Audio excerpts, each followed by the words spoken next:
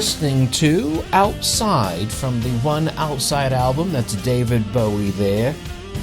I love that we've got our next guest coming on. Author Alex Storr is about to join us. He is the author of Deconstructing David Bowie's Hypercycle, Inside, Outside. I've mentioned a few times here on the show, my first concert ever was David Bowie. I am a massive David Bowie fan, so I'm going to try and control myself during this interview. I do have to say, though, Alex, his book is available, again, Inside, Outside, Alex Storr. It is available on Amazon. Let's get that out of the way. Soft cover and hard book, I do believe. It's all on Amazon. More on that later. Alex, thank you so much for joining us here. I do have to say, for fans of Bowie, even some of the ones that are the most diehard, that love Bowie, this era of the Starman's career is one that quite a few, they may have overlooked or they may not know very much about. So tell me about this and tell us, what is Inside Outside, your book? What is this all about? Yeah, absolutely. I mean, the book is a history of the making of his 1995 album, One Outside, which at the time was sort of hailed as his sort of big comeback after a sort of few years in the musical wilderness towards the end of the 80s, and then the Tin Machine thing happened, and then he had a comeback with the Black Tie White Noise album, reuniting with Nile Rodgers, but it didn't quite, put him where he probably wanted to be. An overlooked soundtrack album, which was actually an album rather than a soundtrack, with the Buddha of Suburbia after that. And then right in the middle of when, certainly here in the UK, grunge and Britpop had sort of taken over, he reunites with Brian Eno and comes up with a concept album about murder and art. And, by that point, concept albums were not even fashionable anymore. So it was an interesting creative decision. But when that album came out, it blew me away. I was an art student at the time, and I'd been into Bowie for as long as I'd had ears, I think. My parents were listening to his music, so I've always known his voice. So it was inevitable that come my teenage years, I would get into his music. So I think for me, I was 17. That was the first brand new album to be coming out. And it was, for me, it was the right album at the right time. It was exactly the sort of thing that stimulated me and fascinated me. And seeing the tour as well, seeing Bowie live, it seemed like something that I shouldn't have been allowed to do. And there we were, 9 rows away from the stage. And that was a phenomenal show. But it was a period of quite a turbulent period for him, because the album wasn't a huge success. Critics hated it. A lot of fans loved it. A lot of people were confused by it.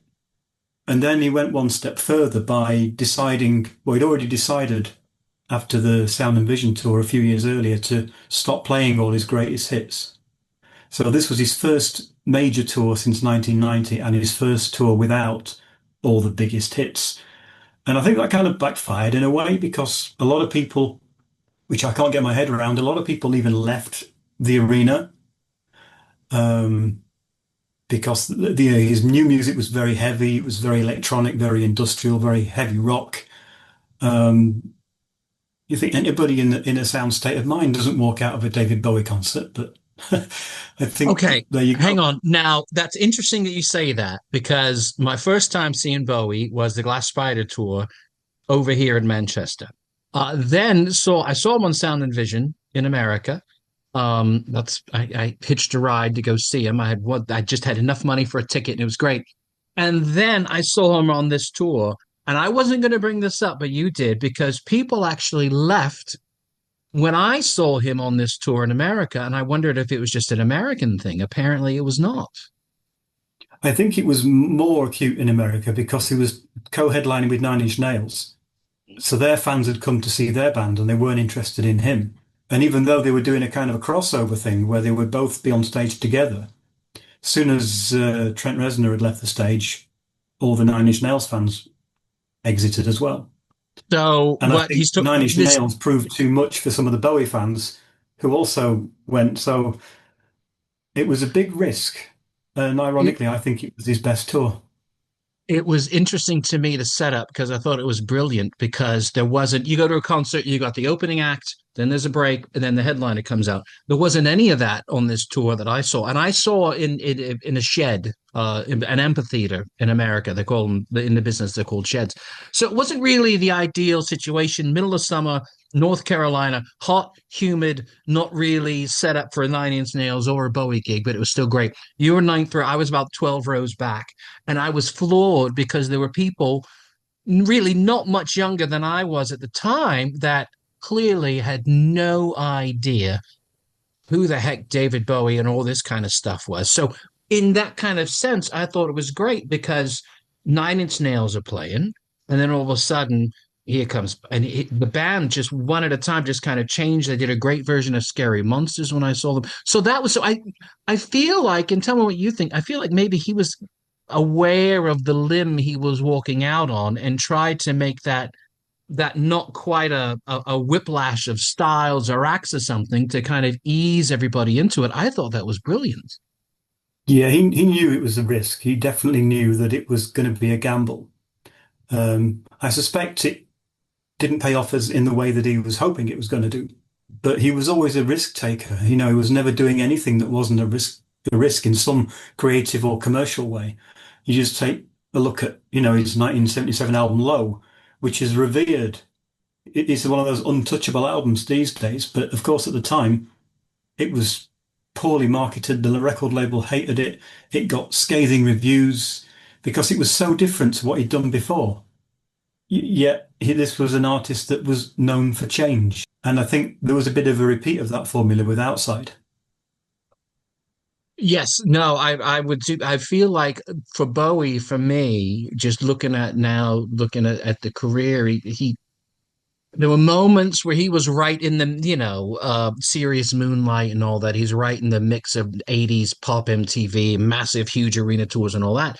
And then I feel like he kicks the ball down the field further than anybody's ever got. And then it takes years for everybody else to catch up. And I think this album Yeah. specifically is one of those because Nine Inch Nails was out, the industrial thing was really kicking off, and he kind of took it a different way. And you mentioned you were an art student, and it was, the concepts in art, and then it took people a while to kind of catch back up with this. So for this, and with your book here, for someone who knows Bowie and likes Bowie, but maybe kind of isn't aware or skipped over this period here, why do you think they should check out the like? Should they listen to the album and then read your book, or should they read the book and then listen to the album? I've got a friend who's doing just that, who's not familiar with the album, but I would read the book and then check out the album. I think it is an album that it hasn't, it's aged well. His previous, well, Black Tie White Noise from '93 sounds a little bit of its era, whereas Outside still, there are some elements of sort of '90s-ness about it, but I think by and large, it's still many of the tracks you hear them now, they could have been released yesterday. It's an album that's never stopped fascinating me. And over the past sort of 3 decades, I've learnt more about it and learnt more about its interesting history, which is a whole, it's an album that deserves its own archaeology department. It's got so much, so much backstory to it. I think, there are so many books on Ziggy Stardust or the Thin White Duke or the Berlin albums. And it's quite often, it's always the same things that come around. Yet a lot of certainly within the fan community, there's been a lot of sort of crying out for a book on the Outside era. So I was thinking, well, nobody else seems to be writing this. I'll have a go, and fill that gap in the bookshelves. But I wanted to write a real sort of focused, in-depth history of the making of that album. So it covers the sort of run up to the period, then goes into in depth on the recording of the album, which the record labels rejected, and then he had to rethink it. Then it became Outside, and then there was the tour that followed. So I've really kept a strict focus on that period, mainly '94 to '96, and spoke with several of his collaborators from the time, looked up a lot of the old archive material that I gathered myself over years, and did a lot of new research at the David Bowie Archive in London, which opened, I think it was late last year it opened. So there's a lot of information that I found looking through his papers, his notes, his lyrics, his album studio sheets, which was fascinating. I spent 6 hours in there. Um, so there's a lot of little nuggets of information that I don't think will have ever been in print before because they haven't been so widely seen.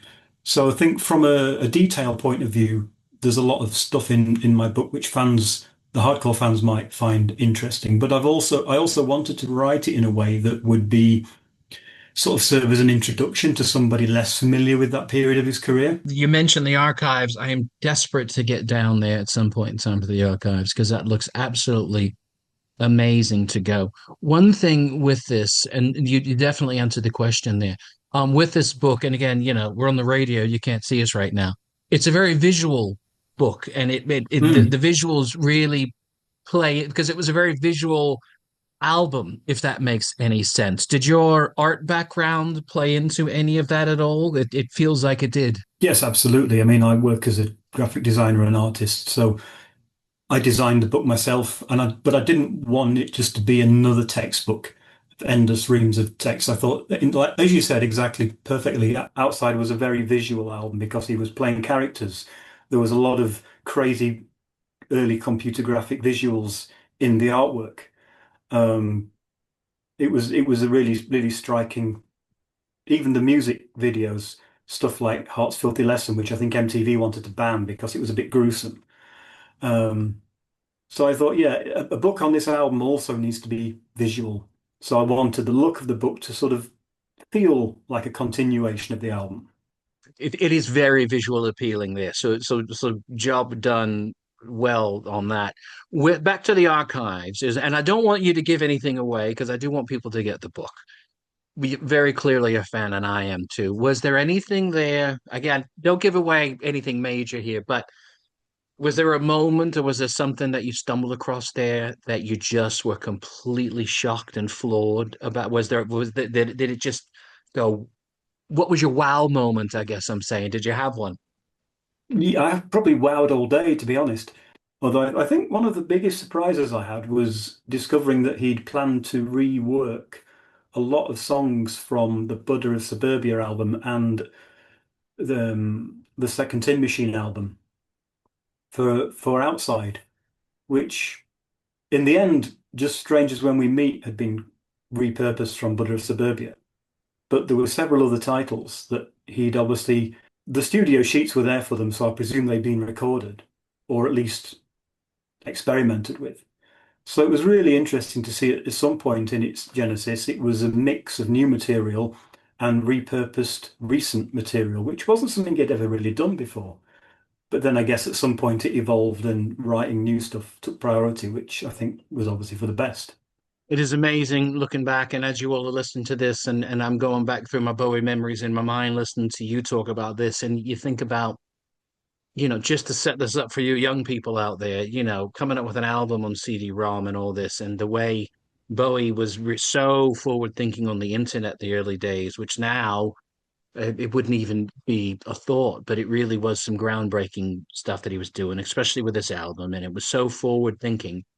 Looking at that, and then for me, you mentioned this album and you listen to it. I hear his last album, Black Star, and I can't listen to it as much as I listen to other albums because it just takes me to a place and just knowing it was his last work. But when I do, I hear something new every time I listen, and it's been, a decade or so now. It's been years. Yeah, it's Um, incredible, isn't it? I, I think you're the perfect person to ask here because talking about his last album, I did listen to it just before he passed there. So listening to that and then listening to it after he passed.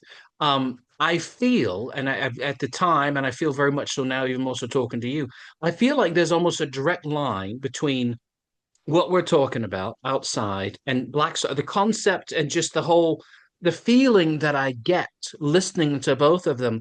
There's things that different, but there's similarities there with the characters and the way the songs come across. How do you feel about that? Yeah, exactly the same. I do touch upon that towards the end of the book because there are similarities musically. Both albums were very bold and experimental.